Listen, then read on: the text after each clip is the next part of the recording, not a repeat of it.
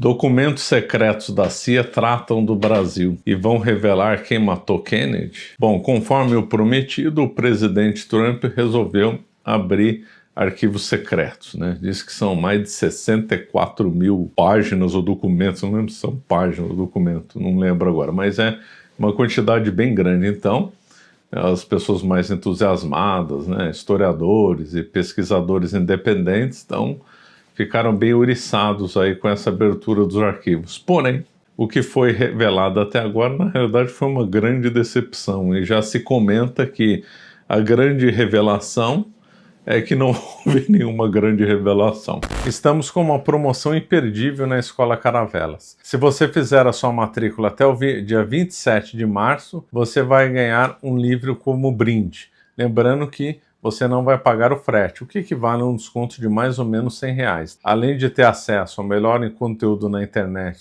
em temas de história, você vai poder ganhar um livro como esses daqui que eu estou mostrando. Faça logo sua inscrição no link que está abaixo aqui do vídeo. Obrigado. Se bem que ainda faltam 15 mil documentos, só essas grandes surpresas vão estar nesses 15 mil documentos, porque o que foi revelado até agora, muitos estão dizendo que é só chover no molhado, né? Por enquanto, então, não teve nada de novo. Vamos comentar duas coisas em relação ao presidente Kennedy e em relação ao Brasil. Então, uma das coisas que as pessoas esperavam, né, com a abertura desses arquivos era saber a verdade sobre o assassinato do presidente Kennedy, né? E também relacionados ao Martin Luther King e o Robert Kennedy também, né? O presidente Kennedy foi assassinado em 63 e o Martin Luther King e o Robert Kennedy em 1968. Então se esperava que os documentos podiam trazer alguma luz sobre isso, principalmente em relação ao Kennedy, mas por enquanto não tem nenhuma novidade. Só os mais ingênuos acreditam na versão da comissão Warren, né? Que apurou lá a morte do presidente, né? Agora, o que os arquivos revelaram, segundo alguns estão apresentando como surpresa, é que a CIA, se a CIA usou expedientes não legais, ou seja, trabalhou na ilegalidade, fazendo buscas não autorizadas, fazendo detenções ilegais, etc., que teria cometido uma série de abusos não autorizados e contra a lei, né? Fizeram vigilância clandestina, etc. Olha, eu pergunto, né? Uns estão dizendo, né, inclusive político lá nos Estados Unidos, que olha que absurdo, a CIA usou de expedientes ilegais para obter informação. Eu pergunto em sã consciência, quem que acredita que a CIA só se valia de expedientes legais e autorizados para fazer suas atividades? Quer dizer, ou é muita ingenuidade ou eles estão fazendo um jogo político. É lógico que estão fazendo um jogo político, ninguém acredita nisso, mas por razões de política estão falando, olha, a CIA trabalhou nessa forma, de forma ilegal lá no passado. Quer dizer, é tudo uma demagogia, né? Um jogo de interesses, né? Quem que acredita que a CIA nunca usou expediente ilegal? Quer dizer, é uma conversa mole enorme, mas por incrível que pareça, teve político americano de se dizendo surpreso com as atividades da CIA, né? Impressionante. Um aqui disse, é um verdadeiro catálogo de atos ilícitos da agência, né? Disse um observador. Provavelmente vão lançar livros, né? Em cima desses arquivos, tratando das operações ilegais aí da CIA, o que é chover no molhado. Mas é sempre interessante conhecer mais detalhes, né? E o que é interessante é que o Brasil aparece aí nesses arquivos, né? Mostrando que os Estados Unidos, né, o presidente americano na época, o Kennedy, e os seus assessores estavam preocupados com a situação no Brasil. Lembrando que isso é pré-1964. Eles estavam preocupados com a situação do Brasil pós-1961, ou seja, nós estamos falando ainda do período entre 1961 e 1964. O presidente Kennedy morreu em 1963. Então, como os arquivos eu acho que são mais ou menos dessa época, então o que estava acontecendo no Brasil entre 61 e 63, o que estava acontecendo, o que era a grande preocupação que foi mostrado nos documentos, mas que já tinha um arquivo aberto, se não me engano, uns 10 anos atrás, já tinha revelado que o presidente Kennedy estava estudando uma operação militar no Brasil para derrubar o João Goulart, né? Isso, se não me engano, em 1962 teria tido essa reunião na Casa Branca, né? O que esses documentos reforçam é o seguinte, que a Cuba e a China ofereceram apoio para o Leonel Brizola. Que Cuba tinha oferecido apoio, isso aí já tinha sido revelado. A novidade é que a China ofereceu apoio para o Leonel Brizola. Bom, vamos contextualizar para que a coisa fique clara, né? Bom, o presidente Jânio Quadros, né, ele renunciou em 1961. O vice dele era o João Goulart, porque naquela época, né, naquela república chamada República de 45 a 64, 46 a 64, você podia votar no presidente de um partido e vice-presidente de outro partido, quer dizer, um sistema meio estranho, né?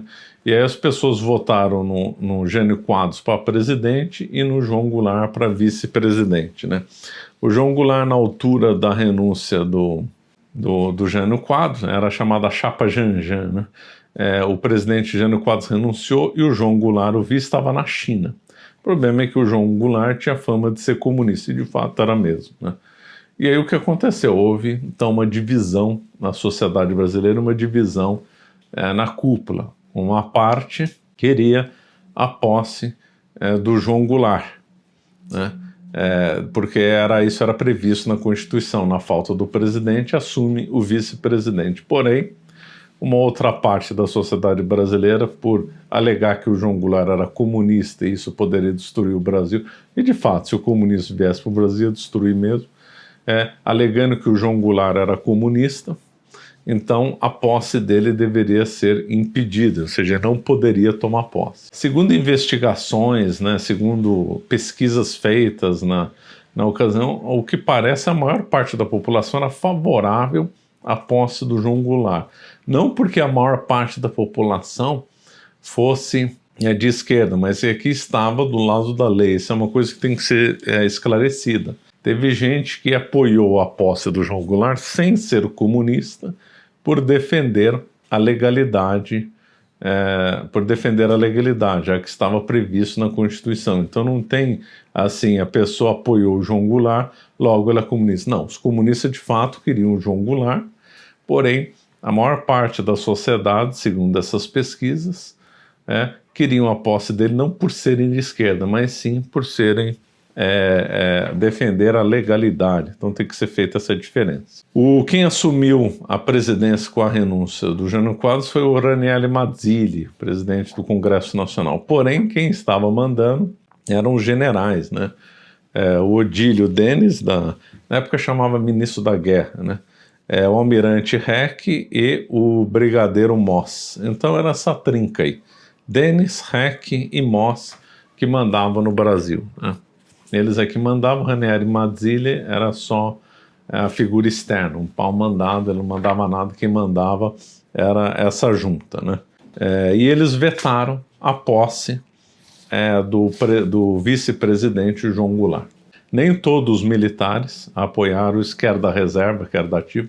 Na reserva, quem acabou ficando muito contra foi o general Lott. O general Lott, na história dele, estava na reserva, né? A história do general sempre foi pró-legalidade, né? Então ele ficou contra e foi preso por causa disso. Então, o Brasil estava convulsionando, o Brasil estava à beira de uma guerra civil. Os eventos de 1961 foram abafados por causa de 1964. Mas se a gente analisar isoladamente os fatos de 1961, o Brasil estava bem na guerra civil, porque teve um racha na sociedade e teve um racha nas Forças Armadas. Por quê?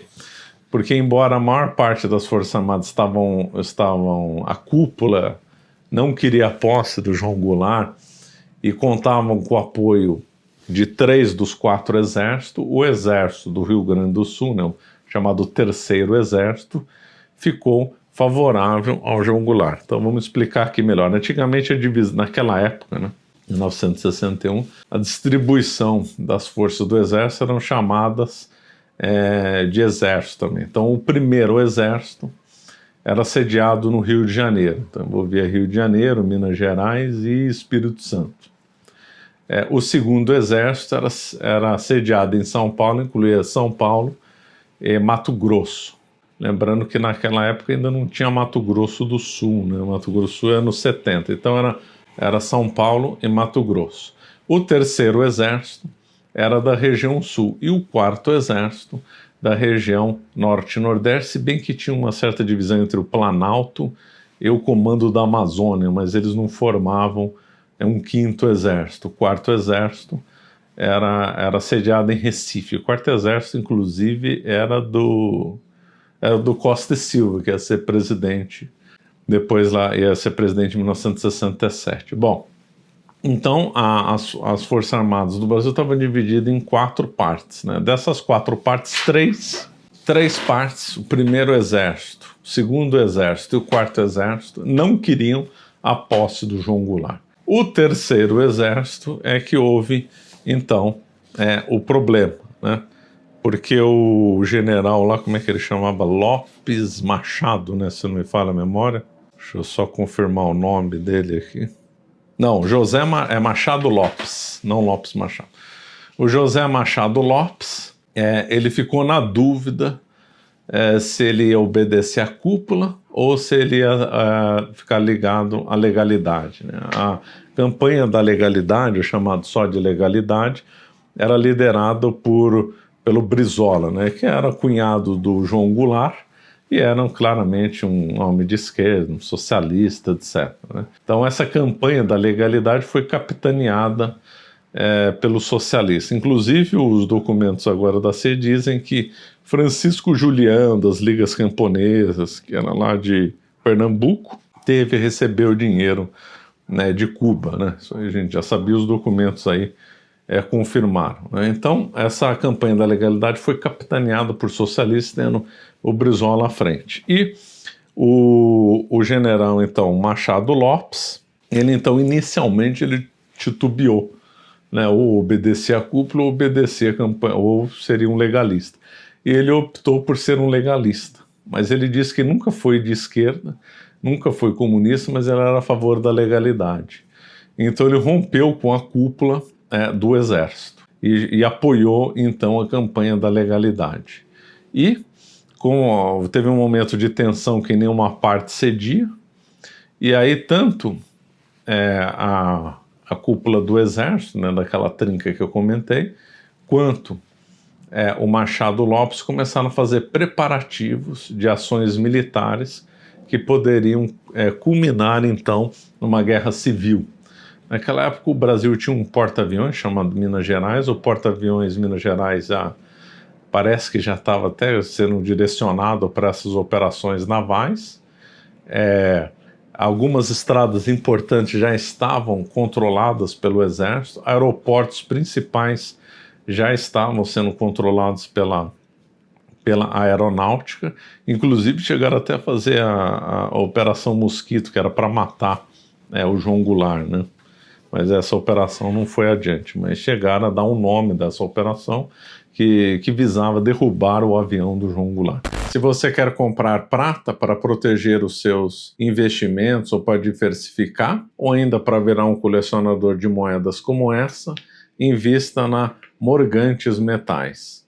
O link está abaixo. Use o cupom CARAVELAS para obter um desconto. Então, houve atos preparatórios visando operações militares, quer do terceiro exército contra o resto do país, quer todo o Brasil, não contando com a região sul, contra o terceiro exército. Então, de fato, o Brasil estava se caminhando para uma guerra civil. Então, conforme falei, a aeronáutica já estava controlando alguns aeroportos, havia tanques de guerra em estradas e já se começava uma operação no mar capitaneada pelo Minas Gerais, que hoje o Brasil nem tem mais porta-aviões, na época tinha o Minas Gerais. Minas Gerais, se não me engano, era um porta-aviões francês, né, da Segunda Guerra. Acho que foi depois do Minas Gerais, o Brasil teve o São Paulo e depois não teve mais porta-aviões. Então já se começavam a as articulações em militares, operações, etc. E tal. Entre os políticos também houve divisão. No Rio Grande do Sul, óbvio, teve apoio da legalidade, mas o lado de Guanabara, o Carlos Lacerda, obviamente, ficou contra o João Goulart. O governador de Goiás ficou do lado do João Goulart. Algumas cidades importantes ficaram do lado do João Goulart, por exemplo, a capital de São Paulo, que era do Abreu Sodré. O Abreu Sodré, ele era da UDN, né? Não era socialista. Se bem que depois, na ditadura, ficou uma figura meio estranha, mas isso é outra história. Esse Abreu Sodré, então, ficou defendendo o lado do João Goulart. Então, a principal cidade do Brasil estava do lado do João Goulart, depois do Rio de Janeiro, né? A capital, a antiga capital. Embora a capital era Brasília, o centro do poder ainda era o Rio de Janeiro, né? Aí São Paulo, então, estava do lado do João Goulart. O estado de São Paulo do lado contra o João Goulart. E assim o Brasil ficou todo misturado, né? Então, o Brasil ficou perto de impasse, ficou perto de uma guerra civil, mas aí tiveram a ideia de, então, conciliar as duas visões, propondo um parlamentarismo. Então, o João Goulart assumiria a presidência satisfazendo os legalistas e, como ele não ia mandar um primeiro-ministro, isso aí satisfez, então, os descontentes, principalmente a cúpula militar. Isso que acabou acontecendo. Passou-se, então, o Brasil virou, então, parlamentarista, né? Satisfazendo, então, as duas posições. Houve, então, uma opção de composição, e aí o Brasil, então, ficou livre de uma provável guerra civil. Então, esse é o panorama. Então, o panorama no Brasil estava tenso. Os Estados Unidos ficou muito atento a esse panorama e estava estudando formas de agir. Por isso que esses documentos da CIA vão ao encontro de tudo.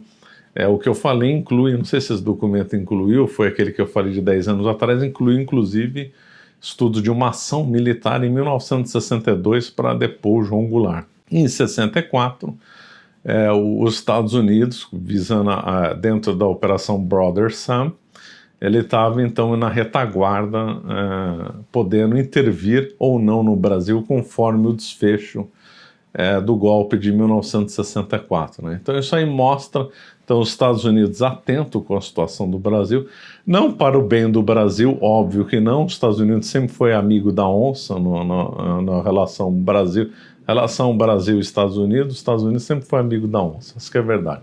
Mas os Estados Unidos não estão nem aí para o Brasil, só está defendendo os interesses dele. Essa que é a visão, não está querendo o bem do Brasil, democracia para o Brasil, defendendo que o Brasil cresça, porque está defendendo os interesses dele, Estados Unidos. Então, a atenção dos Estados Unidos no Brasil era a defesa dos interesses americanos. Isso aí nós estávamos bem na Guerra Fria. No tempo do Khrushchev, no tempo do Kennedy, a Guerra Fria estava bem quente. Foi lá que aconteceu a crise de Berlim, a construção do Muro de Berlim, 1961, a crise dos mísseis, 1962. Então, o ambiente estava bem quente.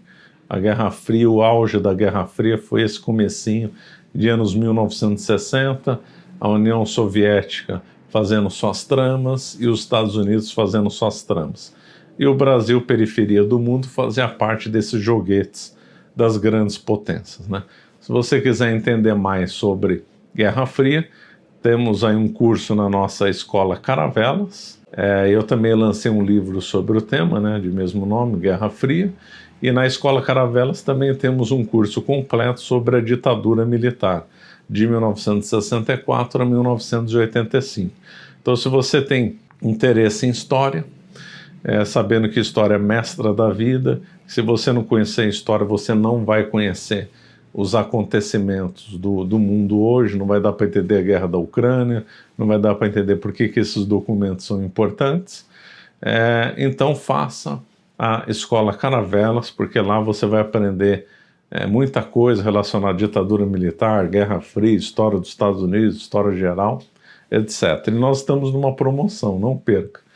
Se você assinar então a Escola Caravelas, você vai poder escolher este livro sobre a Revolução Francesa, este excelente livro, cuja temática é realmente inovadora, inédito no Brasil, que é Os Intelectuais da Revolução Francesa, ou seja, as ideias que estavam por trás da Revolução Francesa, ou o meu livro sobre Guerra Fria. Então você vai poder escolher um desses 3 livros, um que trata da Revolução Francesa, outro que trata das ideias que estão por trás da Revolução Francesa e um outro sobre a Guerra Fria. Então não perca a oportunidade de assinar a Escola Caravelas e ganhar de brinde um desses 3 livros. Bom, estamos acompanhando aí se vão vir mais, se vão ser revelados os outros 14 ou 15 mil documentos para ver se a gente consegue saber como é que foi realmente a morte do presidente Kennedy, porque a história oficial realmente não dá para engolir, né? Então vamos ficando por aqui. Obrigado.